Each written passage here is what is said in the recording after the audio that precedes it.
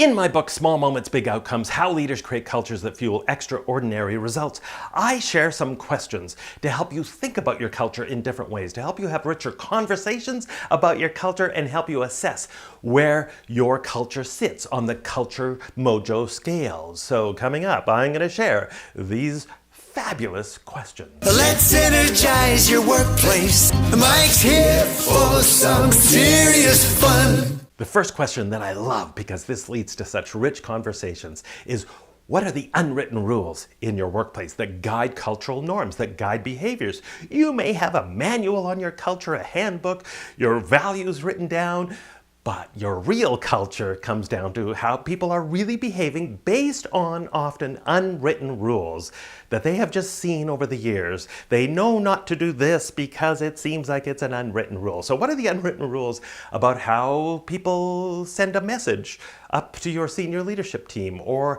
how you deal with bad behavior in the workplace? There's all sorts of unwritten rules that define your real culture.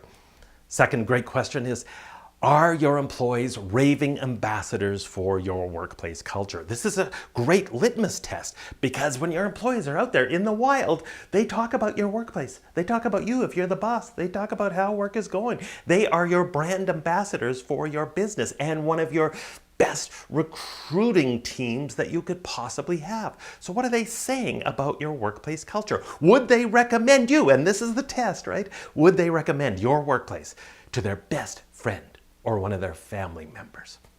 Another great question to ask is, what do the veterans on your team tell the new kids on the block when they come and start working with you? So a new employee comes working with you, it's Friday, and what happens? They go for a coffee, maybe they go for a beer after work. Some of the veterans are there. One of those veterans pulls out a pipe, starts smoking their pipe, and says, "I've seen things, kids. I've seen things that I can't unsee." And they're telling your new employees their experience about your culture. So it's really important to understand what those conversations might be and to make sure that everyone is welcoming new employees in the most positive, supportive way possible. Another great question to ask is, does your workplace culture match your hype that you talk about you? Go to your About Us section on your website right now. You know, does it have pictures of puppies and unicorns and rainbows, and it's just all wonderful, and it looks like, you know, there's going to be singing and dancing every day in your workplace? And does that bear any resemblance to reality? So are you matching the hype in your career section, your help wanted ads, in your promotion, where you talk about how fabulous your workplace is? Because wouldn't it be nice if you actually match the words that you say about yourself? Obviously, that's really important. Another great question to ask is, if you could define your culture by just one word, or a short phrase, at least a short catchy phrase, a motto, how would your employees define it? Another great question to ask is, does your workplace culture match your hype?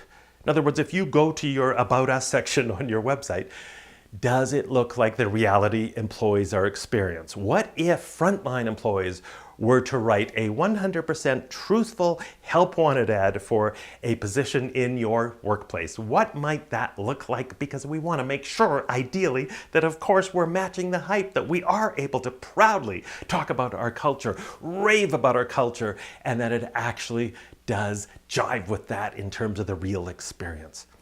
Another great question to get people thinking about how you might define your culture is to ask people how they would define your culture in just a short phrase or even one word. What's the top word that comes to mind when people think about your culture? Or what's a short phrase, almost a slogan or motto, that people might come up with that would encapsulate your existing culture and then maybe encapsulate your desired culture?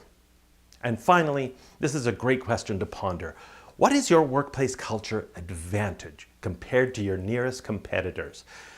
By that I mean, what is your cultural norms, your values, how you do the things you do that is really going to stand out and make you different than your nearest competitors? I'm not talking about your pay or your pension or your benefits or all the perks. We have a nice coffee machine, we got a ping pong table. No, I'm talking about actually your culture. How does your culture differ than your nearest competitors in such a way that the best employees out there are going to be knocking on your door and want to work with you because of your culture, solely because of your culture.